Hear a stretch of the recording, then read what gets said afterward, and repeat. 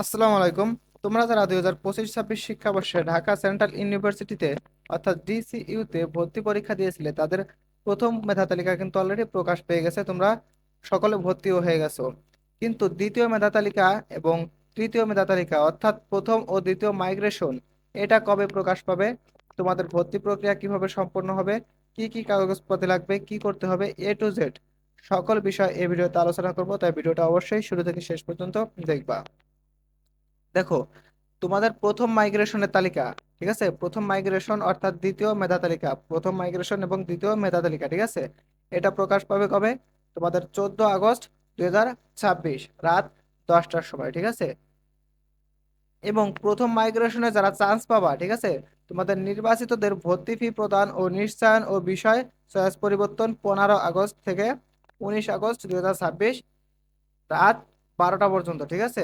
দেখো, এখানে কিন্তু কি উল্লেখ আছে যে ফি প্রদান, নিশ্চয়ন ও বিষয় চয়েস পরিবর্তন, অর্থাৎ তোমরা এখানে তুমি যে সাবজেক্টটা চান্স পেয়েছো এটাই তো নিশ্চয়ন করতে পারতেছোই। এর বাইরে তোমরা তোমাদের বিষয় চয়েস পরিবর্তন করতে পারতেছো। অর্থাৎ তুমি একটা চান্স পেয়ে গেছো বা পাওনি, তুমি কিন্তু নতুন করে আবার তোমার চয়েসটা সাজাইতে পারবা, ঠিক আছে। কিভাবে সাজাবা এখানেই বলে দিই। আর তোমরা যদি পরবর্তীতে একটা ভিডিও চাও তাহলে অবশ্যই বলবা কিভাবে চেঞ্জ করবা। তোমরা প্রথম দিকে যেভাবে চয়েস দিয়েছিলে, একেবারে প্রথম দিকে যেভাবে চয়েস দিয়েছিলে একইভাবে তোমরা লগ ইন করে একইভাবে চয়েস দিতে পারবা, চেঞ্জ করতে পারবা, ঠিক আছে। প্রথমবার আর এবার কোনো চেঞ্জ নাই, ঠিক আছে, প্রথমবারের মতোই তোমরা কাজটা করতে পারবা। এরপরেও যদি বুঝতে অসুবিধা হয় অবশ্যই কমেন্ট করবা, আমি পরবর্তীতে একটা ভিডিও দিয়ে বুঝিয়ে দেবো। এরপরে দেখো, দ্বিতীয় মাইগ্রেশনের তালিকা প্রকাশ। তোমাদের দ্বিতীয় মাইগ্রেশনের তালিকা প্রকাশ পাবে 20 আগস্ট 2026 রাত 10টায়। এবং তোমরা যারা দ্বিতীয় মাইগ্রেশনে নির্বাচিত হবা তাদের ভর্তি ফি প্রদান, নিশ্চয়ন ও বিষয় চয়েস পরিবর্তন, অর্থাৎ এখানেও তোমরা আবারও চয়েস পরিবর্তন করতে পারবা, ঠিক আছে। এটা কত তারিখ থেকে কত তারিখ? 21 আগস্ট থেকে 23 আগস্ট পর্যন্ত রাত 12টা, ঠিক আছে। এরপরে আসো, তোমরা যে বিষয় চয়েস পরিবর্তন করেছিলে, নতুন করে তোমাকে অন্য কোনো কলেজে দিল, তাই না? তাহলে তুমি এটা কবে রেজাল্ট জানতে পারবা? সর্বশেষ 25 আগস্ট 2026 রাত 10টায় তোমাদের সর্বশেষ আপডেট সকলের, যে তুমি কোন কলেজে চান্স পাইলে, কোন সাবজেক্টে চান্স পাইলে, অর্থাৎ তোমরা যারা প্রথম মেধা তালিকায় চান্স পেয়ে গেছিলে তাদেরও কিন্তু চেঞ্জ হয়ে যাইতে পারে, ঠিক আছে, যদি তোমরা মাইগ্রেশনটা অন রাখো। আর মাইগ্রেশন অফ রাখলে তুমি যেটা চান্স পেয়েছিলে সেটাই থাকবে, ঠিক আছে। সর্বশেষ চূড়ান্ত আপডেটটা কখন পাবা তোমরা? 25 আগস্ট রাত 10টায়।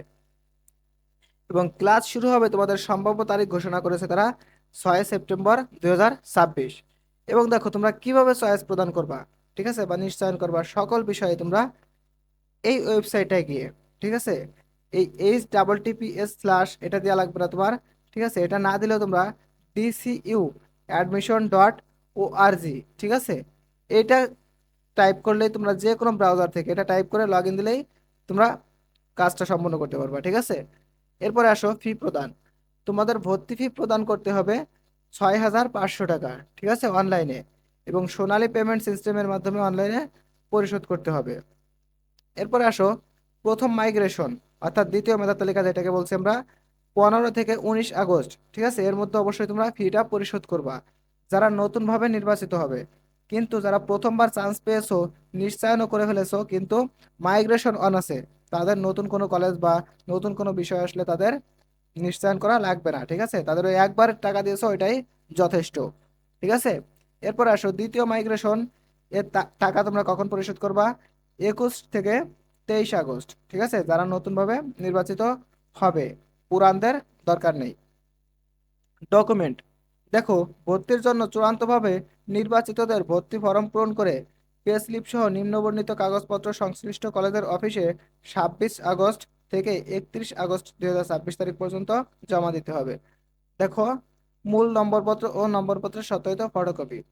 অর্থাৎ তোমরা অনেকে বুঝো না যে মূল নম্বরপত্রটা কি। তোমাদের যে মার্কশিটটা আছে, ঠিক আছে, তোমরা পরীক্ষা দিয়েছো যে একটা মার্কশিট পাও না, হার্ড কপি, সেই মার্কশিটটার একটা ফটোকপি নিবা সত্যায়িতটা, ঠিক আছে, এবং মূল নম্বরপত্র, অর্থাৎ তোমাকে বোর্ড থেকে যে মার্কশিটটা দিয়েছে যে তুমি কোন বিষয়ে কত মার্ক পেয়েছো, সেই মূল নম্বরপত্রটাও নিবা এবং একটা ফটোকপি নিবা, ফটোকপিটা অবশ্যই সত্যায়িত হতে হবে। অর্থাৎ মূলটাও নিবা, একটা ফটোকপি নিবা, তোমার মূলটা সত্যায়িত করা লাগবে না, সত্যায়িত করবো কোনটা? তোমার ফটোকপিটা, ঠিক আছে।